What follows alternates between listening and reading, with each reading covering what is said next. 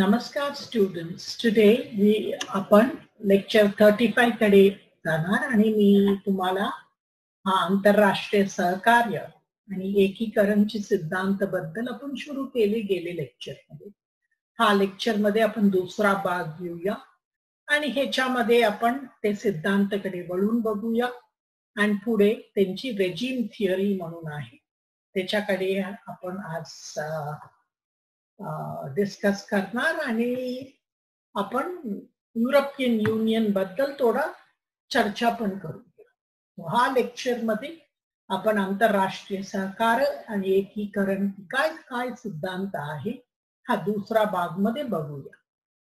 पहिली आपण बोलणार आहे म्हणजे व्यवहार आणि संपर्क बद्दल. हा सिद्धांत काली कार्ल ड्युशेनी काय काम केलेलं आहे. तुम्हाला माहितीये कार्ल ड्युशे हा एक आंतरराष्ट्रीय वैज्ञानिक आहे आणि त्यांनी राजकीय समुदाय ची प्रक्रिया कशी होतात म्हणजे एकीकरण आंतरराष्ट्रीय राजकारणामध्ये कशी होतात त्याची प्रक्रिया काय आहे आणि कशी ते विकास आणि संपर्क ची पॅटर्न्स आणि ट्रान्झॅक्शन्सची काय फ्लोज म्हणजे व्यवहारची काय फ्लो असू शकतात त्याच्याबद्दल त्यांनी काम केले. त्यांचे म्हणणं आहे की संपर्क माणसांबरोबर कशी होतात. आपल्याला एकमेकांची मैत्री नाहीतर विरोधीपणा आणि हा आपण संपर्क मध्ये ह्याची कशी करतो आणि त्याची परिस्थिती काय. राजकीय व्यवस्थाकडे तुम्ही पाहिलं तर त्यांनी हा सगळं संपर्क माहिती आपण कशी सिम्बल्स मध्ये अप्रोप्रिएट करतो आणि कोड मध्ये ट्यून देतो आणि हे सगळं आपलं डोक्यात तरी ठेवतो नाहीतर आपण कम्प्युटर मध्ये पण ठेवतो. डोक्यात ठेवलं तरी आपण कुठल्या वेळेत पण नंतर आपण त्याला रिकॉल पण करू शकतो, त्याला रिकंबाईन पण करू शकतात आणि त्यांना इनपुट म्हणून सिस्टम मध्ये ठेवू शकतात. आणि इथे तुम्ही पाहिलं तर राजकीय युनिट्स ह्याची बांधणी संपर्काची फ्लो घेऊन कशी करतात आणि बाहेरची समाजाची त्यांची संबंध कशी जोडतात ह्याच्याबद्दल त्यांनी भरपूर काम केलेलं आहे. आणि इथे पाहिलं तर त्याच्यावरनं त्यांनी एकीकरणची सिद्धांत आणि त्यांची अभ्यास होते NATO, North Atlantic Treaty Organization. हे एक सुरक्षा समुदाय आहे आणि आज पण हा सुरक्षा समुदाय आहे. पुढच्या लेक्चर मध्ये आपण थोडं नेटो बद्दल पण अभ्यास करूया. आता ड्युशेची तुम्ही का पाहिलं तर त्यांची मोठी कॉन्ट्रीब्युशन काय आहे. 1957 मध्ये त्यांनी 10 उदाहरण देऊन एकीकरण आणि डिसइंटिग्रेशन बद्दल, डिसइंटिग्रेशन म्हणजे विघटन बद्दल त्यांनी अभ्यास केलेला आहे आणि त्यांनी बघितलेलं आहे काय साम्य आहे हा सक्रिया मध्ये आणि समुदाय बांधणीमध्ये राष्ट्रीय पातळीवर आणि आंतरराष्ट्रीय पातळीवर. सो त्यांनी म्हणले की 2 तऱ्हेची सुरक्षा समुदाय असू शकतात. अमॅलगमेटेड म्हणजे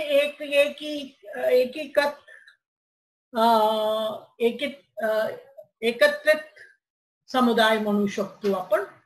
आणि हे समुदाय काय असतात, स्वातंत्र्य राजकीय राज्य असू शकतात आणि त्यांनी एकत्र येऊन एक सामान्य सरकार बनवण्याची प्रक्रिया पण करू शकतात. दुसरा प्लुरलिस्टिक, प्लुरलिस्टिक म्हणजे वेगळे वेगळे सरकार आणि त्यांची लीगल म्हणजे त्यांची अस्तित्व ठेवून ते एकत्र येतात. अनेकतावाद. आणि इथे काय कंडिशन्स आहे म्हणजे काय परिस्थिती आहे एकीकृत सुरक्षा समुदाय करण्यासाठी निर्मिती करण्यासाठी काय परिस्थिती आहे. पहिली त्यांची म्हणणं आहे म्युच्युअल कॉम्पॅटेबिलिटी ऑफ व्हॅल्यूज. म्हणजे म्युच्युअल कॉम्पॅटेबिलिटी आपण आंतरराष्ट्रीय राजकारणामध्ये म्हणजे आपण कायशी म्युच्युअल कॉम्पॅबिलिटी अनुकूलता म्हणून आणि परस्पर अनुकूलता आणि मोठे मूल्यांमध्ये. दुसरं आपलं रहन सहनची वेगळीपण, distinctive way of life, expectations of joint rewards. आणि तुम्ही पाहिलं तर इथे सगळ्यांना कोण कोण एकीकरण मध्ये येतात त्यांना काय आहे, त्यांच्या फायदा काय आणि तोटा काय, दोन्ही एकी असायला पाहिजे. चौथा तुम्ही पाहिलं तर वाढ पेशीमध्ये असेल राजकीय आणि प्रशासनीय केपबिलिटीज मध्ये, क्षमतामध्ये आणि सगळ्यांमध्ये. आणि आर्थिक वाढ पण हा लोकांमध्ये असायला पाहिजे आणि ते दुर्बल राज्य आहे त्यांना जास्त फायदा ह्याच्याशी व्हायला पाहिजे. तिसरा सामाजिक संपर्क वाढायला पाहिजे आणि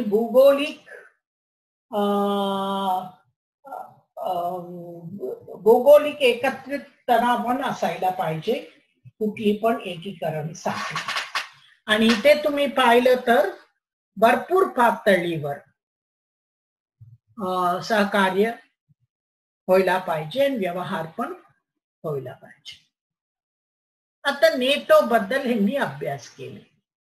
ह्यांनी म्हणले नेटोनी कशी एक एकीकरण सुरक्षा समुदाय कशी झाले, बिकॉज सगळ्यांना त्यांची दृष्टिकोन एक सुरक्षा समुदाय काय असायला पाहिजे आणि एकमेकांमध्ये त्यांना भांडण नाही म्हणून ते एकत्र आले आणि ते एवढं मान्य केले की कुठली भांडण या संघर्ष त्यांच्यामध्ये असलं तरी त्यांनी ते शांतीपूर्वक त्याची हे करणार. रायझिंग आणि तुम्ही पाहिलं तरी ग्रीस आणि टर्की मध्ये फार युद्ध होण्यापर्यंत त्यांची मध्ये भांडणच होते. बट नेटोमुळे त्यांनी युद्धाला गेले नव्हते. सो तुम्ही नेटोकडे पाहिलं तर एक मोठा अनेकता सुरक्षा समुदाय म्हणून ते आजपर्यंत राहिलेला आहे. तुम्हाला माहितीये शीतयुद्ध काळानंतर नेटोची पण वाढ झालेला आहे. आणि हा समुदाय राज्यांची समुदाय तुम्ही पाहिलं तर लोकशाही राजवटांमध्ये आहे आणि नेटो मेंबर्स तुम्ही पाहिलं तर आंतरराष्ट्रीय पातळीमध्ये त्यांची भांडणं शांतीपूर्वक ते निवड करायचं अशी त्यांनी समज. सो इथे तुम्ही पाहिलं तर परिस्थिती काय आहे एक अनेकता सुरक्षा समुदायासाठी काय आहे. पहिला आहे कंपॅटेबिलिटी म्हणजे अनुकूलता. मूल्यांची अनुकूलता अतिशय अवश्य आहे निर्णय घेणारे नेत्यांमध्ये. दुसरा म्युच्युअल प्रेडिक्टेबिलिटी म्हणजे परस्पर अंदाज असायला पाहिजे. एकमेकांची वर्तवणूक निर्णय घेणारे मध्ये कशी आहे. तिसरा म्युच्युअल रेस्पॉन्सिव्हनेस म्हणजे परस्पर प्रतिसाद असायला पाहिजे आणि एकत्र काम करण्याची धोरणा पण असायला पाहिजे आणि त्यांनी कशी त्यांची निर्णय घेणारे प्रक्रिया पण वर त्यांची कशी दृष्टिकोन असायला पाहिजे ह्याची पण प्रचंड महत्व आहे.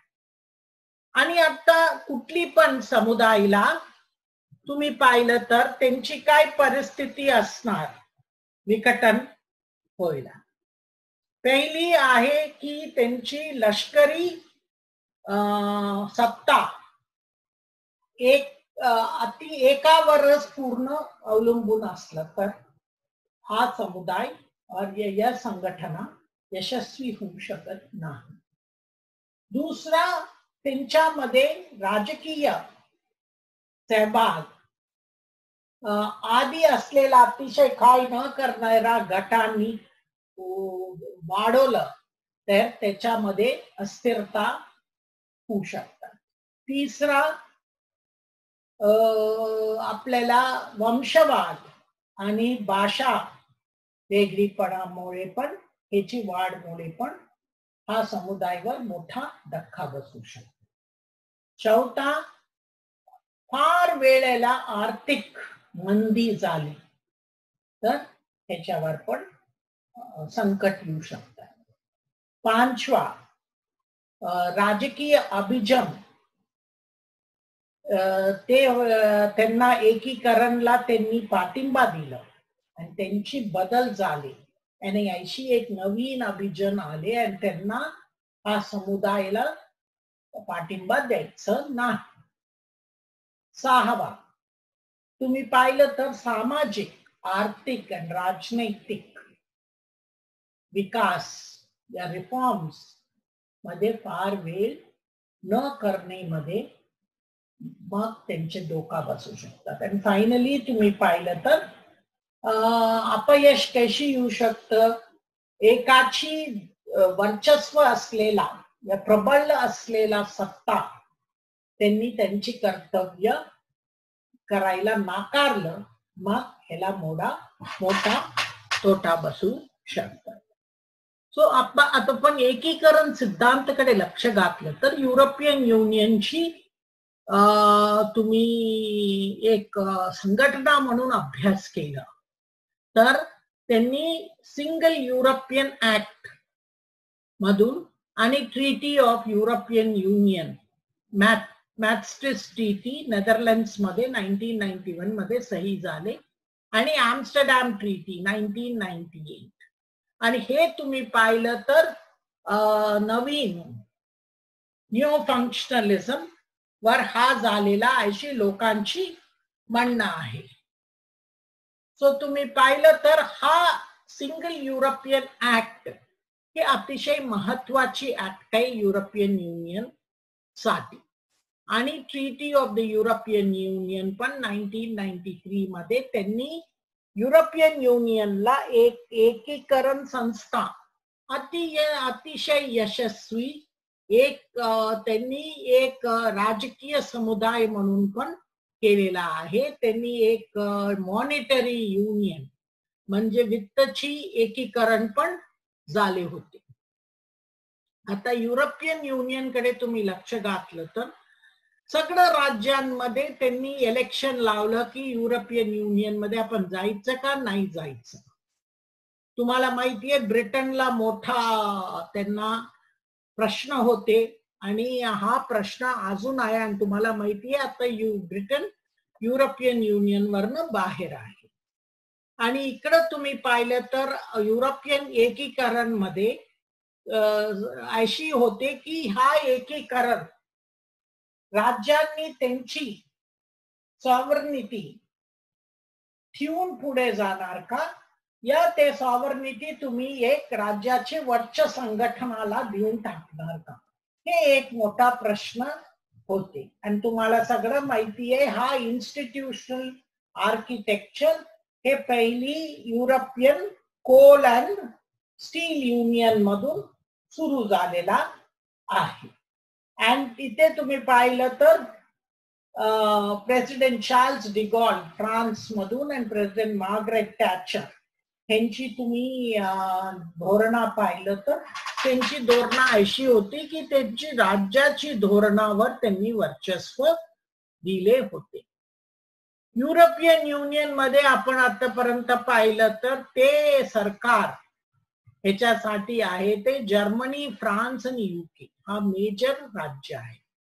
आणि हे सगळे बिकॉज हे श्रीमंत राज्य आहे आणि हा पश्चिम युरोप साठी पहिली यांनी सुरू झाले की आंतरराष्ट्रीय अर्थव्यवस्थामध्ये आपण मोठे खेळाडू म्हणून खेळायचं असलं तर आपलं अर्थव्यवस्था मोठे असायला पाहिजे आणि ते मोठे असण्यासाठी त्यांनी भरपूर त्यांची बाजारमध्ये आणि आर्थिक धोरणामध्ये बदल केलेला आहे आणि त्याच्यामुळे त्यांना राजकीय बदल पण करावंच लागलं.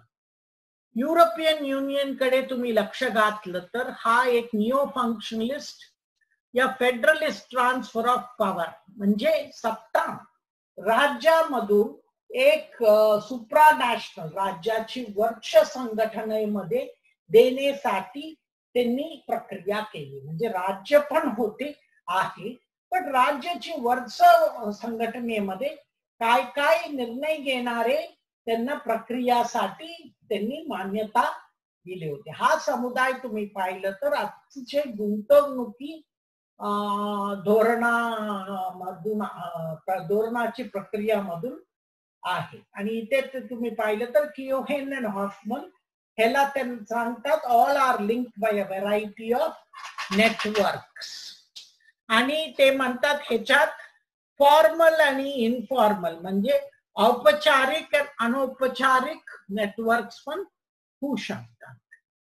आणि आता आपण सिंगल युरोपियन ऍक्ट कडे लक्ष घातलं तर त्यांनी सगळे लोक म्हणतात हा ऍक्ट मुळे संघटना करण्याची प्रक्रिया ह्याच्यामध्ये झाली आणि इथे तुम्ही पाहिलं तर भरपूर राज्यांमध्ये त्यांच्या आतलं नागरिकांची संमती घ्यायला लागली. बिकॉज तुम्ही तुमची सार्वभौमिकता काय काय राज्याची पातळीवर असलेला सार्वभौमिकता तुम्ही एक वर्ष संघटनेला देतात आणि हा अतिशय महत्वाची गोष्ट आहे. आणि इथे पाहिलं तर डेव्हिड कॉमरॉनची म्हणणं आहे की हा निओ फंक्शनलिस्ट सिद्धांताची दृष्टिकोन मधून पाहिलं तर तुम्ही राज्य सरकारांना बहिष्ट करत नाही. राज्य सरकार एक मोठा खेळाडू आहे अशी संघटना आणि एकीकरण मध्ये तुमचे राज्याची हित त्यांची दृष्टिकोन आणि त्यांना काय प्रेफरन्सेस आहे हे सगळं ते एकीकरणची सहकार्यामध्ये तुम्हाला दिसून येतात. आणि तुम्ही युरोपियन काउन्सिल कडे लक्ष घातलं तर इंटर गव्हर्नमेंटल इन्स्टिट्यूशनल मॅनिफेस्टेशन म्हणजे युरोपियन समुदाय म्हणून त्यांनी पुढे आणलेला आहे. आता दुसरा महायुद्धानंतर तुम्ही पाहिलं तर हा युरोपियन युनियन ची एकीकरण एक मोठा त्यांची जर्नी त्यांची प्रयास राहिलेला आहे आणि मॅस्ट्रिक्ट ट्रीटी पर्यंत ह्याला यशस्वी होण्याची मोठा आहे. 1952 मध्ये त्यांनी एका इश्यू एरियामधून सहकार्य सुरू करून म्हणजे कोल अँड स्टील अथॉरिटी मधून करून त्यांनी एक एकीकरणची मोठी संघटना आणि समुदाय अतिशय चांगली तऱ्हेने आणले. त्यांनी हायरार्की आणले वाटावाटीची आणि त्यांची राजकीय अभिजन लोक आपण ह्याच्यासाठी पाठिंबा दिलेला आहे. आणि तुम्ही पाहिलं तर 4 महागटांची पाठिंबा अतिशय महत्वाची आहे कुठली पण एकीकरणसाठी. आणि इथे युरोपियन युनियन मध्ये तुम्ही लक्ष घातलं तर पहिली व्यक्तीची पातळीची अभिजन वर्ग, मोठे बहुराष्ट्र कंपन्या, सरकार आणि युरोपियन युनियनची संघटने. आणि हे इंटिग्रेशन प्रोसेस कडे आपण लक्ष घातलं तर स्टॉप अँड गो पॅटर्न नाही, रॉकी पॅटर्न आहे. म्हणजे दोन्ही म्हणजे भरपूर त्यांना समस्यामध्ये आदरायला लागलं. आणि हा समस्या कुठे कुठे आले पहिली आर्थिक आणि वित्त एकीकरण मॉनिटरी आणि युरोपियन सेंट्रल बँक आणि एक वित्त ठेवण्यासाठी युरो ह्याच्याबद्दल अतिशय त्यांना भरपूर संकट पुढे आले. आणि ब्रिटिश लोकांनी त्यांनी सांगितलं की ह्याच्यावर त्यांनी खोलमध्ये पण गेलं आणि व्यापी पण वाढले. टर्कीवर त्यांनी निर्णय घेण्याची मोठी प्रक्रिया आहे की टर्कीला युरोपियन समुदायाची संस्कृतीची बाहेर आहे, राजकीय संस्कृतीची बाहेर आहे. आता पण तुम्ही पाहिलं की तेव्हा एक प्राध्यापकांना ते स्टुडंटनी एका चाकूनी मारले. तेव्हा काय झालं, त्यांना त्यांची धर्म त्यांनी सांगितलं होतं, पण त्यांना मी हे दाखवणार आणि कोण कोणाला ह्याला मान्य नाही तुम्ही बाहेर जाऊ शकतो. तरी हा एक रेफ्युजी मध्ये येऊन मग त्यांनी मारलं आणि मारून त्याची डोक्याची फोटो पण लावले. हे फ्रेंच लोकांना एक मोठा धक्का बसला, बिकॉज ते एक धर्मनिरपेक्ष राज्य आहे आणि सगळं धर्माला ते टीका करतात. नुसतं एकाही धर्म टीका करतात अशी नाही. आणि त्यांना वाटतं की विवेकता कशी वाढतात तुम्ही टीका केल्याशिवाय. त्याशी व्हॉल्टेअरनी सांगितलेलं आहे. व्हॉल्टेअरनी काय सांगितलेलं आहे की मी तुझ्या बरोबर मी सहमत नसलं तरी तुला बोलण्याची अधिकार आहे आणि ते अधिकाराला मी पाठिंबा देणारच. आणि 80 राज्यामध्ये ते सेंचुरीज आणि सेंचुरीज शताब्दीमध्ये त्यांनी लोकशाही आणि धर्मनिरपेक्षता अतिशय महत्वाची त्यांची संस्कृतीची एक अंग आहे. तुम्हाला मान्य नाही तर 80 राज्यांमध्ये तुम्ही स्थलांतरी म्हणून जाऊ नका.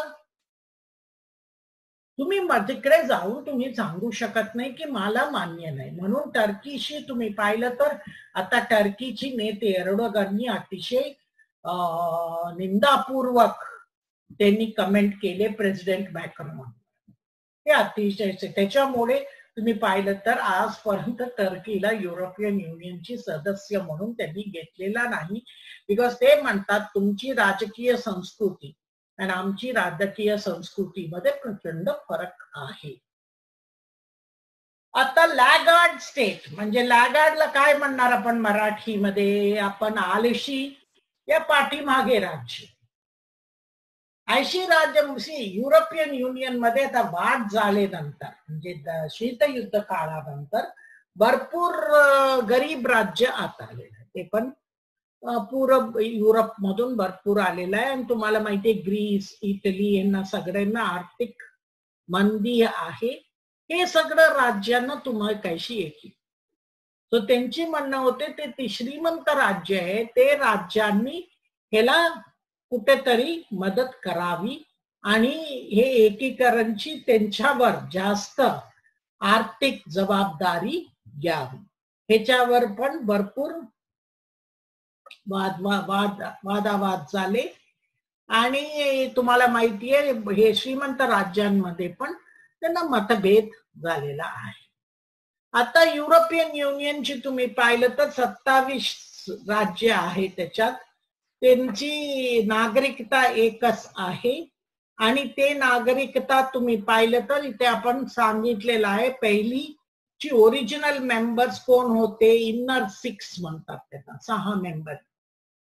आतलं 6 Belgium, France, Italy, Luxembourg, Netherlands आणि वेस्ट जर्मनी. आणि हा तुम्ही नंतर शीतयुद्ध काळानंतर जर्मनी ती एकीकरण झाले आणि एकत्र जर्मनी आणि नंतर ट्रीटी ऑफ लिस्बन झाले. आणि आता तुम्ही पाहिलं तर 31 जानेवारी 2020 मध्ये ग्रेट ब्रिटन पहिलं राज्य आहे त्यांनी युरोपियन युनियन सोडण्याची इच्छा सांगितलेली. आता आपण बघू काय काय ट्रीटी. मॅस्ट्रिक्ट ट्रीटी अतिशय महत्वाची आहे 1992 to 2007 2007 पर्यंत. हा युरोपियन युनियनची अतिशय महत्वाची ट्रीटी आहे. ह्याची मेन भूमिका घेतलेला नेते आहे हेल्मट कोल म्हणून जर्मन चान्सलर आणि फ्रान्सो मित्तरान फ्रान्सची राष्ट्रपती. हा ट्रीटी मध्ये पहिल्यांदा युरोपियन समुदाय करायचं, युरोपियन इकॉनॉमिक कम्युनिटी मधून, आणि त्याच्यानंतर तुम्ही पाहिलं तर कम्युनिस्ट राज्यांना केंद्रीय आणि पूरब युरोप मधून आत आणलेले त्यांनी सायप्रस, माल्टा हे दोन राज्यांना पण मान्यता दिलेला आहे. सो युरोपियन युनियन वाढ झालेला आहे. आणि ऑस्ट्रिया, फिनलँड आणि स्वीडन पण 1995 मध्ये युरोपियन युनियन मध्ये सामील झालेला आहे. 2002 ला तुम्हाला त्यांची वित्त एकीकरण झाले 12 राज्यांमध्ये. आता 19 राज्यांनी हा वित्तची चलनला मान्य केली. 2004 मध्ये तुम्ही पाहिलं तर सायप्रस, चेक Republic, Estonia, Hungary, Latvia, Lithuania, Malta, Poland, Slovenia, Slovakia हे सगळं युरोपियन युनियन मध्ये सामील झालेलं आहे. ह्याच्या नंतर लिस्बन ट्रीटी म्हणून आता आहे. आता ते युरोपियन ट्रीटी लिस्बन करार खाली आहे. हा लिस्बन करार काय आहे? हा लिस्बन करारकडे तुम्ही लक्ष घातले तर बल्गेरिया आणि रुमेनिया युरोपियन युनियन मेंबर झाले. आणि तेपर्यंत कोण कोण? लिस्बन ट्रीटी आले नंतर काय आहे? त्यांची 3 मुद्दे आहे. एक लीगल पर्सनॅलिटी आहे आणि परमनंट राष्ट्रपती युरोपियन काउन्सिलला असणार. आणि तुम्ही पाहिलं तर त्यांनी त्यांची परराष्ट्र धोरण आणि सुरक्षाची धोरणं पण असू शकतात. हा लिस्बन ट्रीटी मध्ये तुम्ही पाहिलं तर युरोपियन युनियन हे ना नोबेल शांतीची पुरस्कार पण 2012 मध्ये मिळाले. आणि 2013 मध्ये क्रोएशिया 28वी मेंबर झालेला आहे.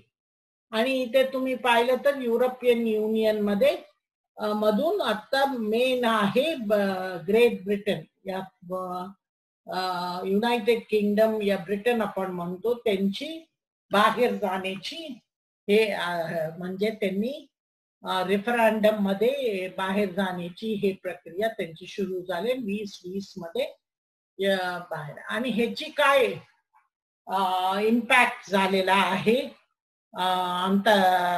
युरोपियन युनियनवर, म्हणजे परिणाम काय आहे? आणि हा परिणामकडे पाहिलं तर तुम्ही सगळं राज्यांची युरोपियन युनियनची एक आहे, त्यांना लोकशाही आणि लोकशाहीची बदल करायचं अशी त्यांना मोठा हे आहे.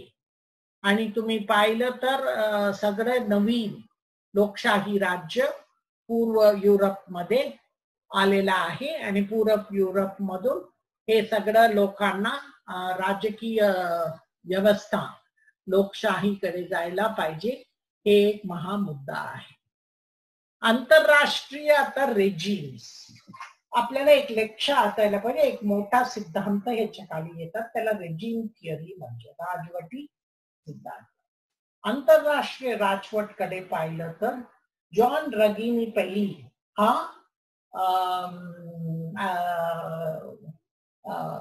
थिअरी, हा सिद्धांत आपल्या पुढे मांडलेला आहे.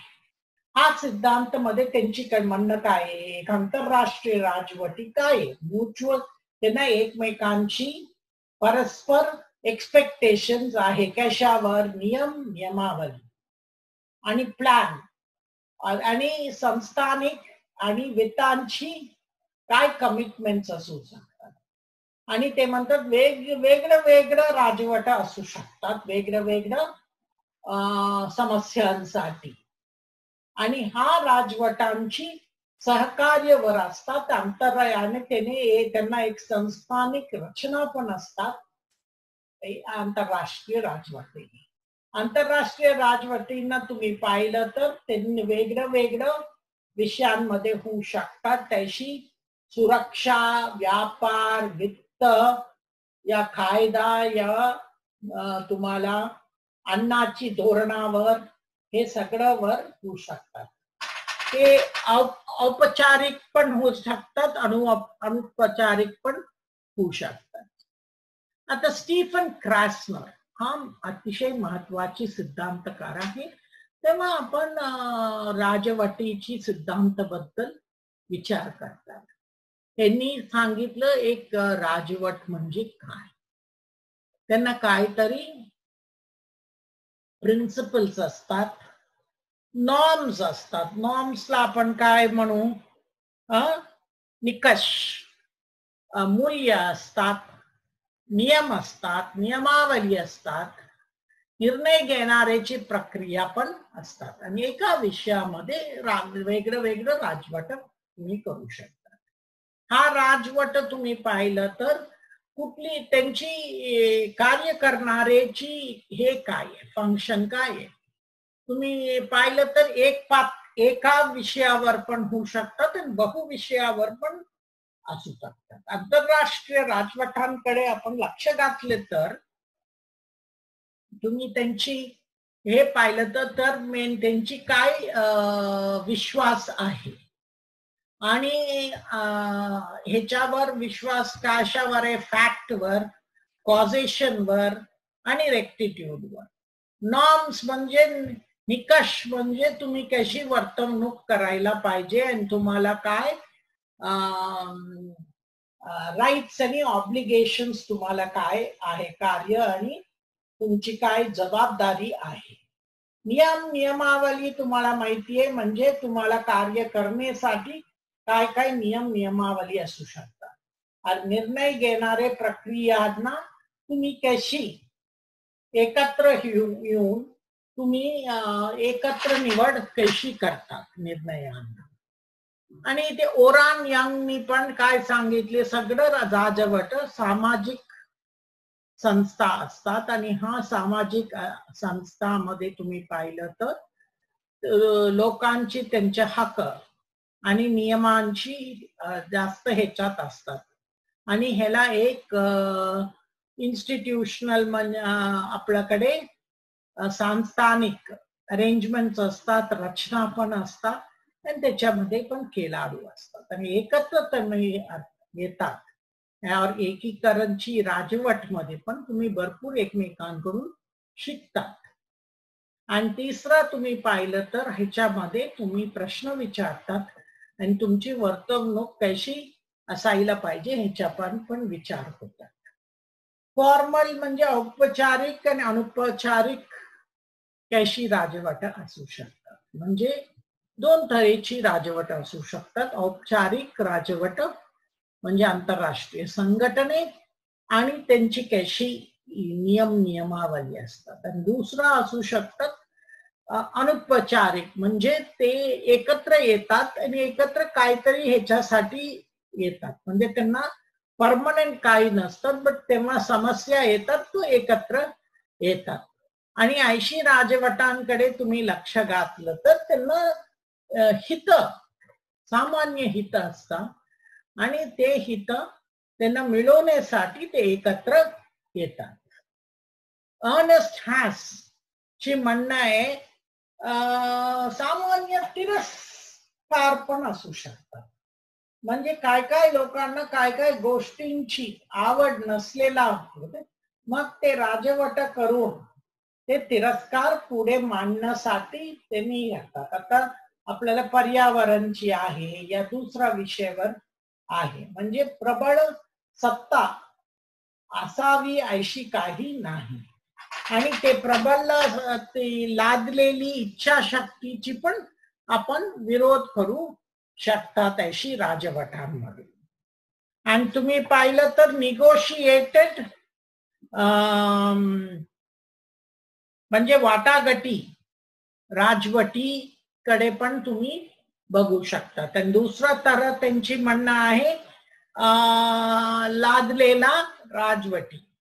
आणि हे दोन्ही प्रकार तुम्ही पाहिलं तर त्यांच्यामध्ये एकत्र येण्याची काय काय प्रक्रिया आहे, सहकार्याची काय काय प्रक्रिया आहे आणि मॅन्युप्युलेशनची पण काय काय प्रक्रिया आहे आपण बघू शकतो.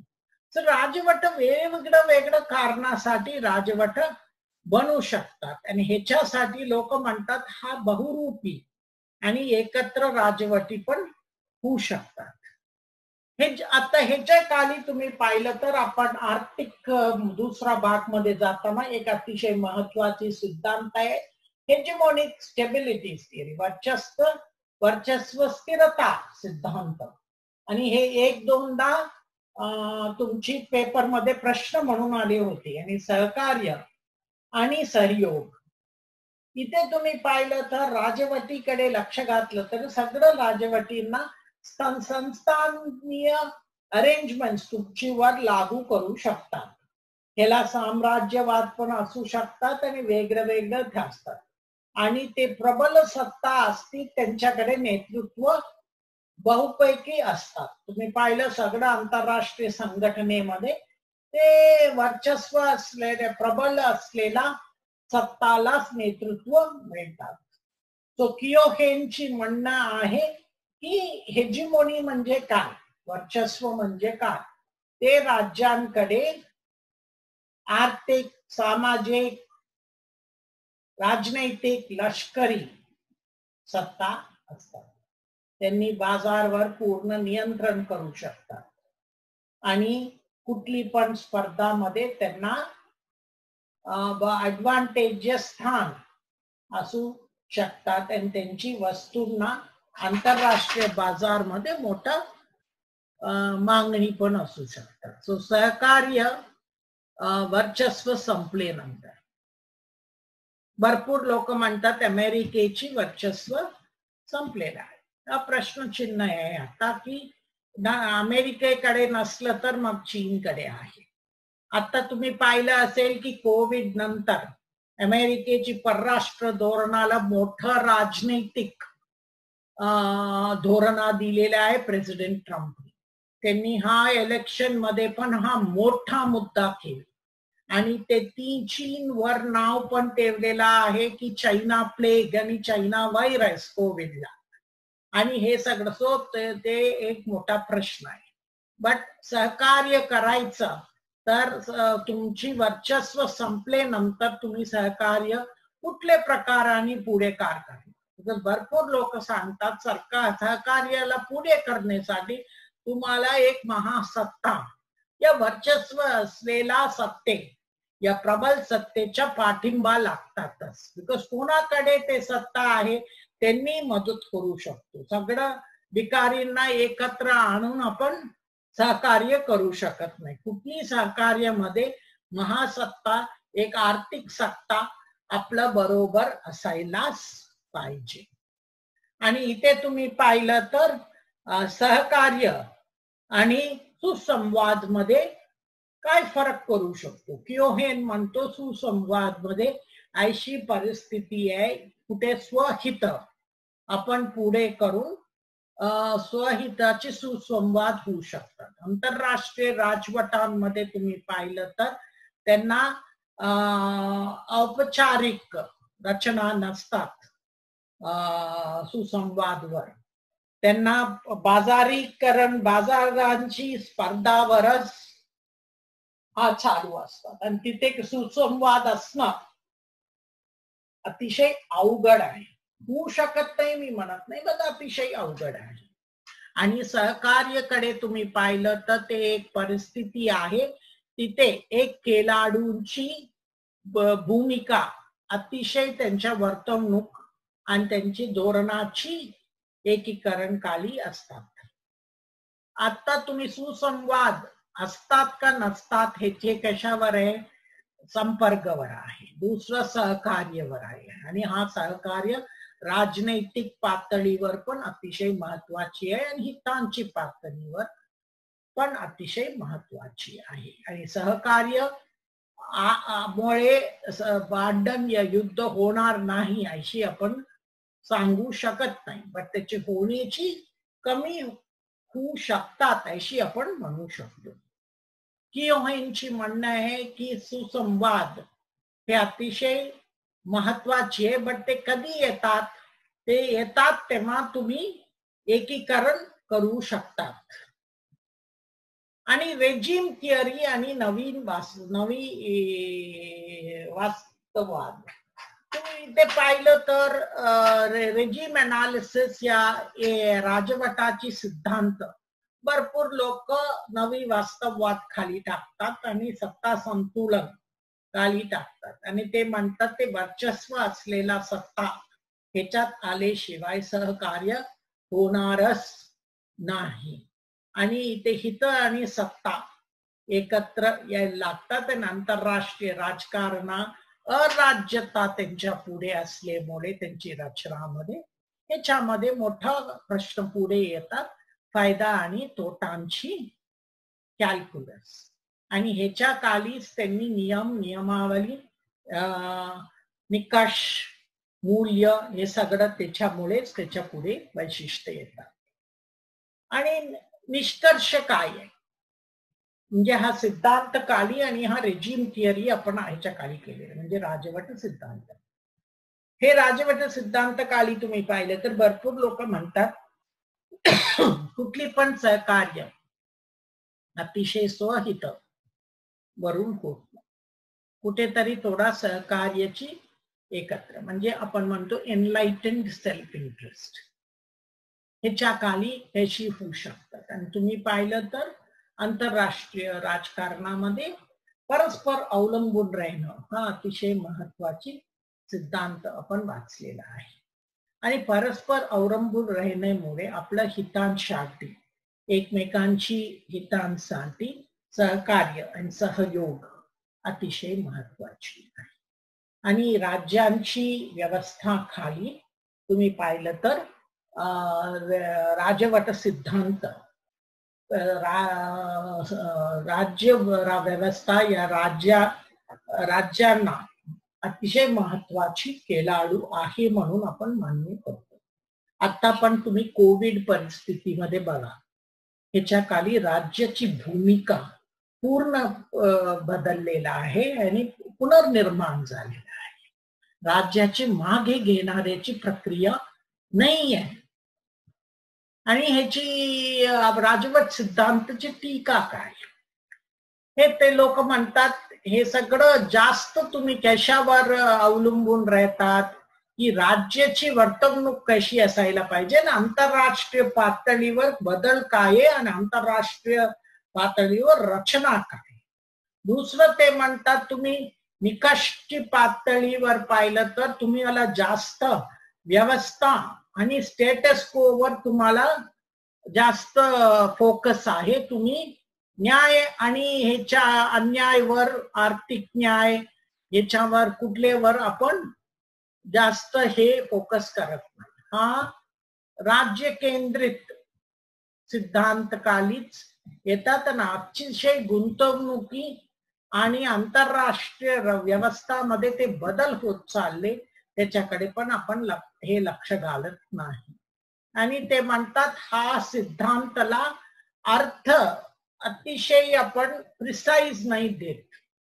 हा अर्थ आपण फार मोठा वाढलेला आहे म्हणजे त्याच्या आतमध्ये काय पण येऊ शकतात आणि काय पण बाहेर राहू शकतात.